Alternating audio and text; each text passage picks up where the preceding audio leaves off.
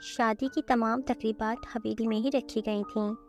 حویلی کے مکینوں کے سوا تیمور افندی کے ہی کچھ جاننے والے شامل تھے، اور شہلا کی طرف سے صرف فیروزہ خالہ اور ان کے اہل خانہ مدعو تھے۔ اس قدر سادگی سے شادی پر تیمور افندی نے اس سے بہت معذرت کی تھی۔ شہلا خود اپنی جگہ شرمندہ تھی۔ کیسی دلہن تھی وہ! جہیز وغیرہ تو دور کی بات، اپنے لباس اور زیورات سمیت کسی چیز میں بھی تو اس کی طرف سے ایک پھوٹی کوڑی نہیں لگی تھی۔ وہ تو خود شرمندگی کی انتہا گہرائیوں میں تھی اور کسی سے نظر نہیں ملا پا رہی تھی۔ اب بات اگر شہلا کی ذاتی تیاری کی جائے تو کیا یہ بتانے کی ضرورت ہے کہ شمعون نے کیا کیا نہیں کیا ہوگا۔ مشہور و معروف ڈیزائنر کا سرخ اناری برائڈل ڈریس، جس پر کہیں کہیں سلور اور سیاہ رنگ کا ہلکا ہلکا دیدہ زیب کام ہوا تھا۔ بھاری بھرکم دوپٹے کے کناروں پر ننھے ننھے موتی سجے تھے۔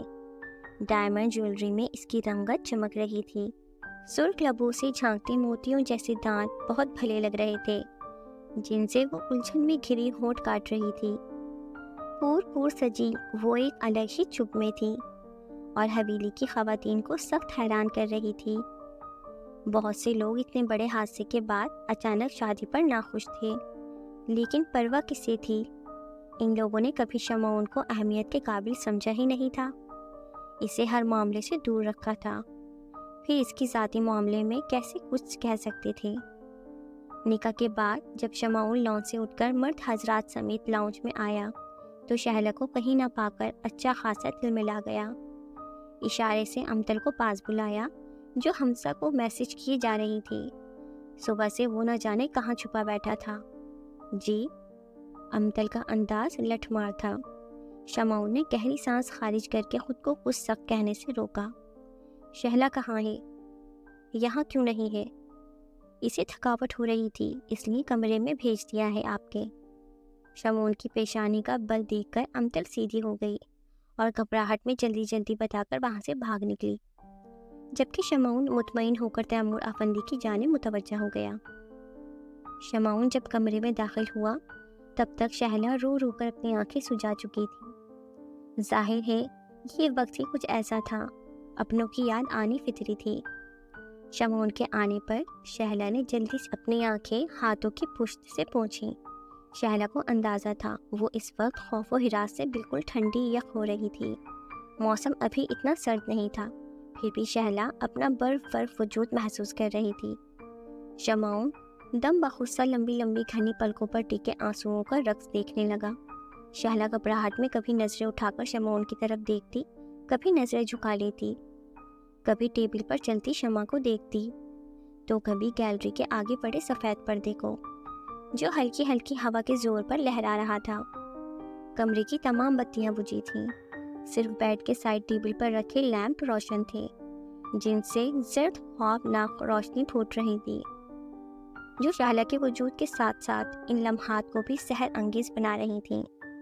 شمعون کو لگا اگر اس نے درمیانی فاصلہ مزید کچھ دیر قائم رکھا تو غضب ہی ہو جائے گا۔ اس نے بے اختیار ہو کر اپنا ہاتھ شہلا کے چہرے کی طرف بڑھایا تھا۔ شہلا اپنے سرد گال پر شمعون کا دہکتے مضبوط ہاتھ کا ہلکا سا لمس محسوس کر کے سر جھکا گئی، جبکہ شمعون کے چہرے کا رنگ سفید ہونے لگا۔ اس نے کرنٹ کھا کر اپنا ہاتھ پیچھے کیا تھا۔ اتنا ہی نہیں، خود بھی وہ کئی قدم پیچھے ہوتا شہلا کو حیران پریشان کر گیا تھا۔ شہلا نے خوفزدہ ہو کر شمعون کی طرف دیکھا جو اپنے بالوں کو مٹھیوں میں جکڑے متوحش سا ادھر ادھر چکرا رہا تھا۔ شہلا نے اس سے اس کی طبیعت کے متعلق پوچھنے کی کوشش کی، لیکن شمعون اچانک اس کی طرف پلٹا اور شہلا کا چہرہ دونوں ہاتھوں میں تقریباً دبوچ کر گویا ہوا۔ سو جاؤ شہلا، ابھی اور اسی وقت، آرام کرو، شاباش۔ اتنی اچانک بننے والے رشتے سے تم گھبرا رہی ہوگی نا، میں تمہارے احساسات سمجھ رہا ہوں، تم خود کو مینٹلی تیار کرو، ساری الجھنیں بھلا دو، میں صبر کر سکتا ہوں، گڈ نائٹ۔ اپنی بات مکمل کر کے شمعون جھٹکے سے اس کا چہرہ چھوڑ کر کمرے سے نکلتا چلا گیا۔ پیچھے شہلا خوف اور حیرت کی مورت بنی سیج پر بیٹھی رہ گئی۔ اسے شمعون کی دماغی حالت پر شبہ ہونے لگا، اور وجہ شمعون کے الفاظ نہیں، اس کا انداز تھا۔ اگر یہی بات وہ نارملی کرتا تو شائلہ کے دل میں اس کی قدر بے انتہا بڑھ جاتی۔ اسے واقعی ابھی کچھ وقت چاہیے تھا، لیکن شمعون کا انداز تو ایسا تھا کہ شائلہ کے دل میں الٹا ایک خوف سا بیٹھ گیا تھا۔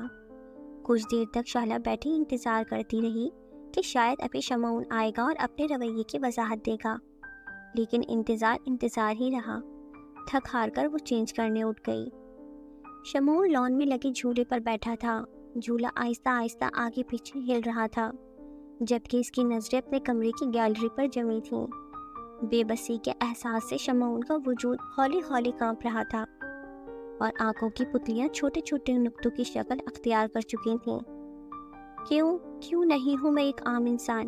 کیوں میں اپنی محبت کو پا کر بھی چھو نہیں سکتا؟ کیا فائدہ میری اتنی طاقتوں کا؟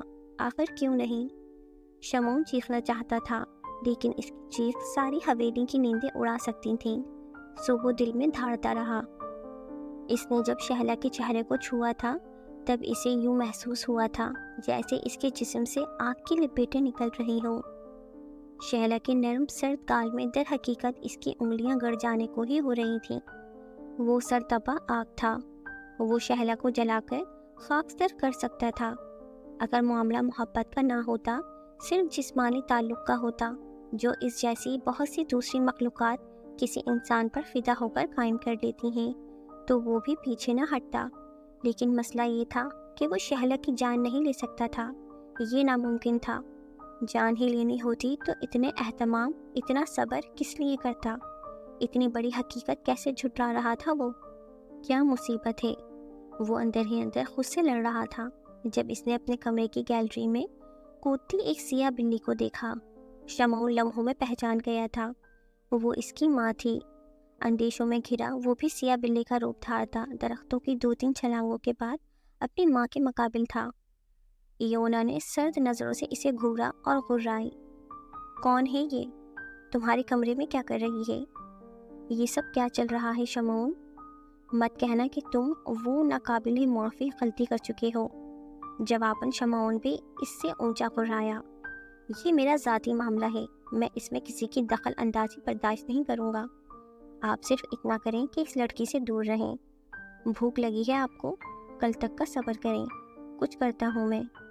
لیکن اس لڑکی کی طرف آپ نے یا قبیلے والوں نے نظر اٹھا کر بھی دیکھا تو انجام بہت بھیانک ہوگا۔ تم ایک آدم زادی کے لیے اپنی ماں اور قبیلے کی دشمنی مول لے رہے ہو؟ میں کسی سے دشمنی مول نہیں لے رہا۔ یہ آپ لوگ ہوں گے جو اس لڑکی کی طرف بڑھ کر مجھ سے دشمنی کریں گے۔ میں نے کہہ دیا دور رہیں، مطلب دور رہیں۔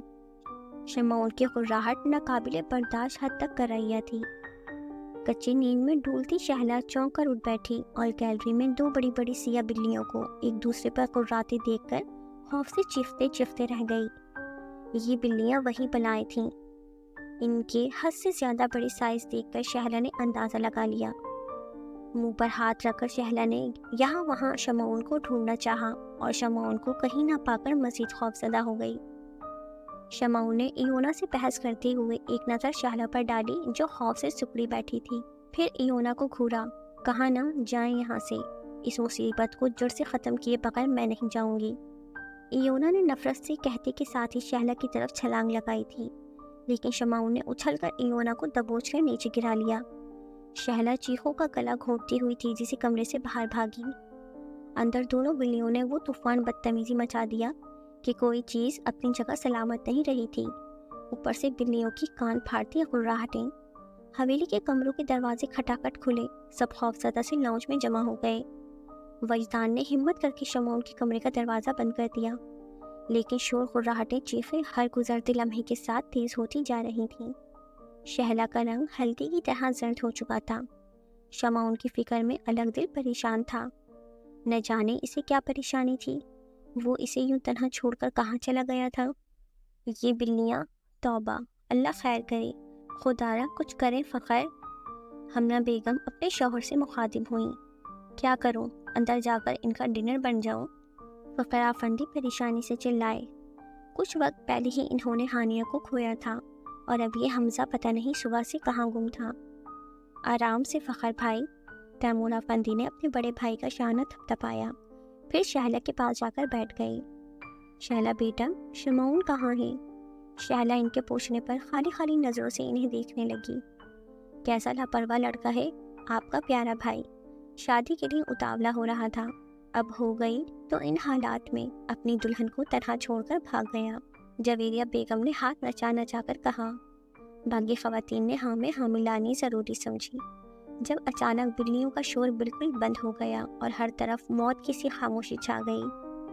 ایسی ہیبتناک خاموشی تھی، سب ٹکر ٹکر ایک دوسرے کو دیکھنے لگے۔ کون توڑے یہ خاموشی، کون کرے یہ ہمت؟ سب کی آنکھوں میں یہی سوال تھا۔ جب لاؤنج کا بھاری دروازہ کھول کر شمعون اندر داخل ہوا، اس کے قدموں کی دھمک نے خاموشی کو توڑ ہی دیا۔ سب کے سب گردنیں موڑے اسے دیکھ رہے تھے اور وہ شہلا کو۔ کیا ہوا ہے، سب ٹھیک ہے؟ یہاں کیوں جمع ہیں آپ لوگ؟ شہلا کے روئے روئے چہرے سے اپنی سپاٹ نظریں ہٹا کر وہ تیمور آفندی سے مخاطب ہوا۔ پہلے تم بتاؤ، تم کہاں تھے؟ کچھ ہوش ہے؟ کیا حالات چل رہے ہیں؟ ایسے میں تم اسے اکیلا چھوڑ کر کیسے جا سکتے ہو؟ یہ لڑکی اب تمہاری ذمہ داری ہے، اتنی لاپرواہی برتو گے تو کیسے چلے گا شمعون؟ تم سے یہ امید نہیں تھی۔ تیمور آفندی کی آواز اونچی سے اونچی ترین ہو گئی تھی۔ انہیں خود بھی اندازہ نہیں ہوا تھا، سب حق تک تھے، کیونکہ پہلی بار تیمور آفندی شمعون سے اس طرح مخاطب ہوئے تھے۔ شمعون کی سب سے مٹھیاں بھیج گئی تھیں، لیکن وہ سر جھکائے چپ رہا، کیونکہ مقابل تیمور آفندی تھے، جو شہلا کی ہی بھلائی سوچ کر اس طرح بات کر رہے تھے۔ کینیڈا سے ایک کال آ گئی تھی، ڈسٹربنس کے خیال سے باہر چلا گیا تھا۔ لان میں بیٹھے بیٹھے ہی آنکھ لگ گئی، پھر اندازہ نہیں ہوا کسی چیز کا۔ اب بتائیں گے پلیز کہ سب یہاں کیوں جمع ہے؟ تیمور آفندی چپ سے ہو گئے، پھر اسے ساری صورتحال سمجھانے لگے، جبکہ شہلا حیرت سے اپنی ٹپٹپائی آنکھوں سے شمعون کو دیکھ رہی تھی، جس نے کس اعتماد سے فون کال کا جھوٹ بولا تھا۔ اوہ، اتنا سب ہو گیا اور میں بے خبر رہا۔ تم ٹھیک ہو؟ آخر میں سب نے جھک کر شہلا سے پوچھا، لیکن شہلا کچھ غصے سے اپنی نظریں اس پر سے ہٹا گئی۔ اس کے اس انداز پر شمعون کے اندر آتش فشاں سا پھٹا تھا۔ چلے پھر چل کر دیکھیں اب اتنی خاموشی کیوں ہو گئی ہے، شمعون نے تیمور آفندی سے کہا۔ وہ سر ہلا کر آگے بڑھنے لگے، جب جویریہ بیگم ان سے بولی، صبح تک کا انتظار کر لیں تاکہ کوئی اور حادثہ ہو جائے۔ تیمور آفندی خفگی سے کہہ کر آگے بڑھے۔ اب سب سے آگے شمعون تھا، پھر تیمور آفندی اور ان کے پیچھے وجدان تھا۔ پیچھے حمزہ بھی سارا دن اپنی ناکام محبت کا سوگ منا کر حویلی لوٹ آیا تھا، اور اب ہمنا بیگم اور فخر صاحب کی جھڑکیاں حیرت سے سن رہا تھا۔ شمعون نے جب اپنے کمرے کے دروازے کے ہینڈل کو پکڑا، تب اس کے چہرے پر ایک رنگ سا آ کر گزرا تھا۔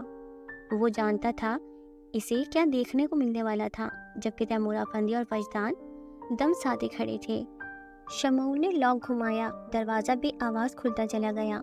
سامنے کمرے کی حالت ایسی تھی جیسے یہاں سے کوئی طوفان گزرا ہو۔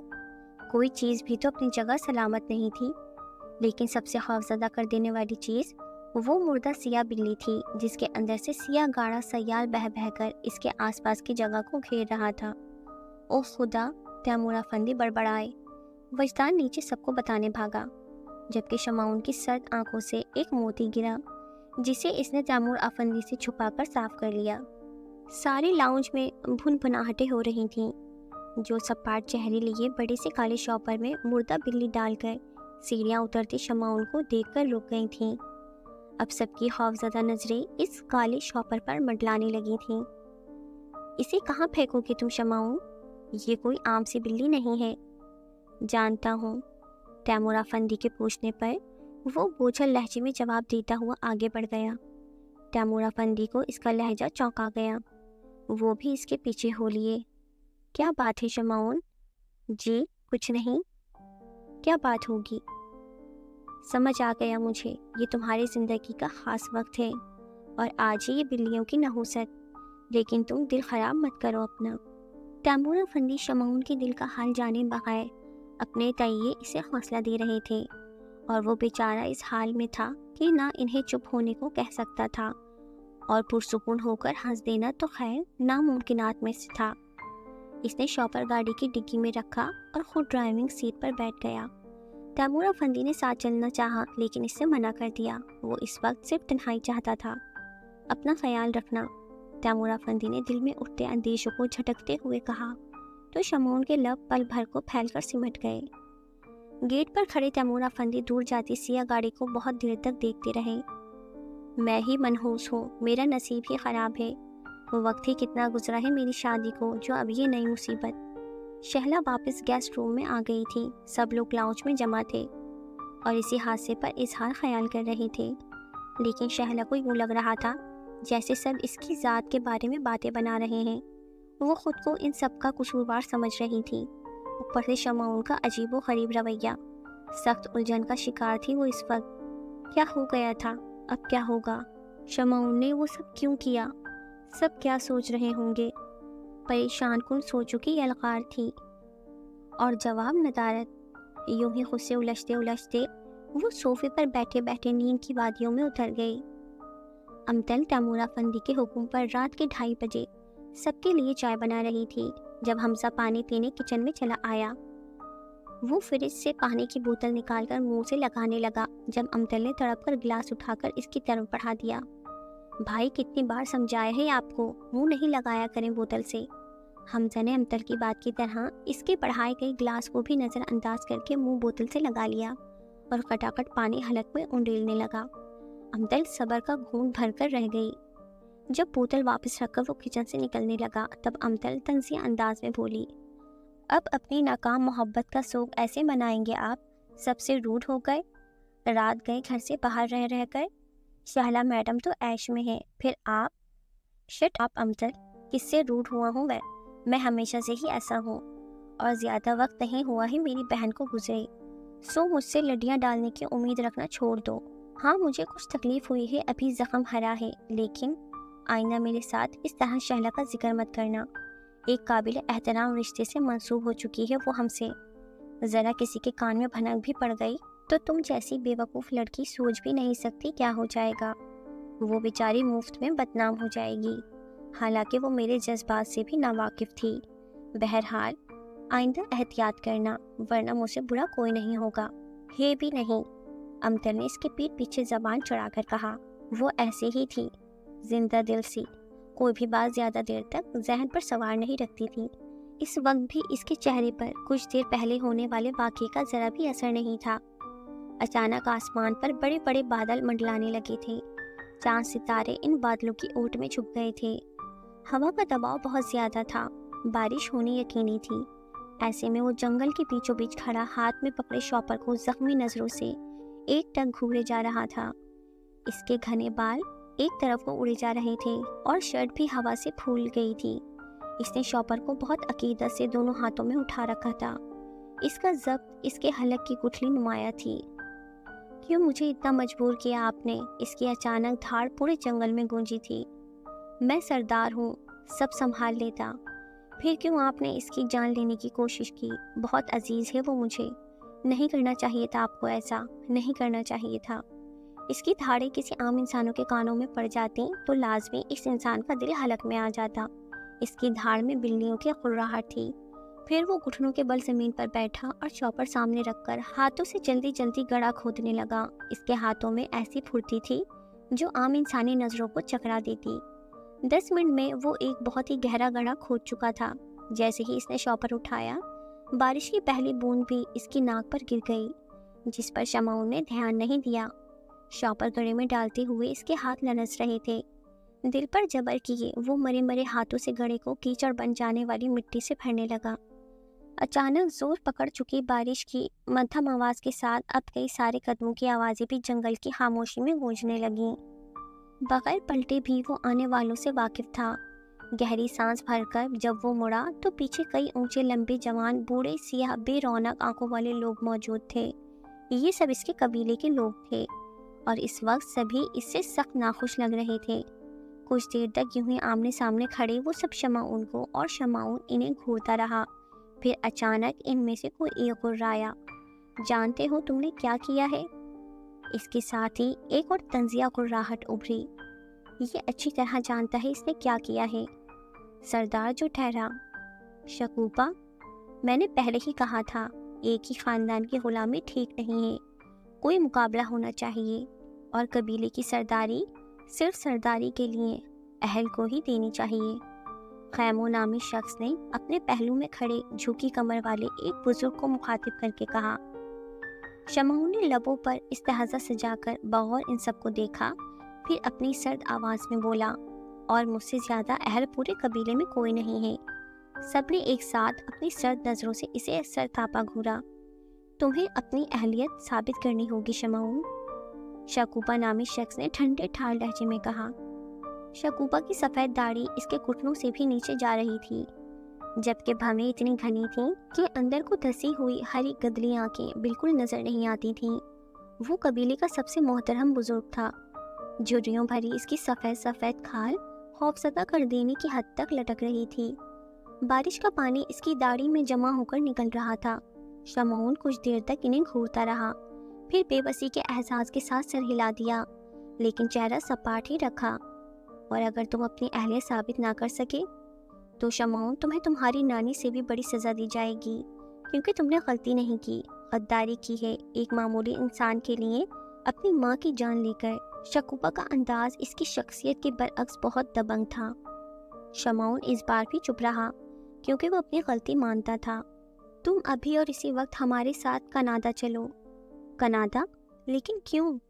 شمعون بگڑ کر بولا، جب تک تم اپنی اہلیت ثابت نہیں کرتے ہم سے سوال پوچھنے کے بھی اہل نہیں ہو۔ ان میں سے ایک عورت چلائی۔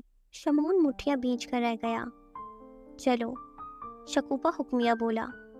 اگلے ہی پل وہ سب شمعون سمیت بلیوں کے روپ میں بدل کر ایک طرف کو چل پڑے۔ یہ اسی جنگل میں موجود ایک جھیل کے نزدیک بنا درختوں سے بھرا ہوا علاقہ تھا۔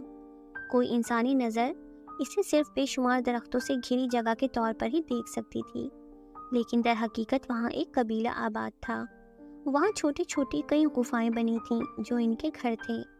یہ علاقہ کناڈا کہلایا جاتا تھا، یعنی شمعون کا کینیڈا۔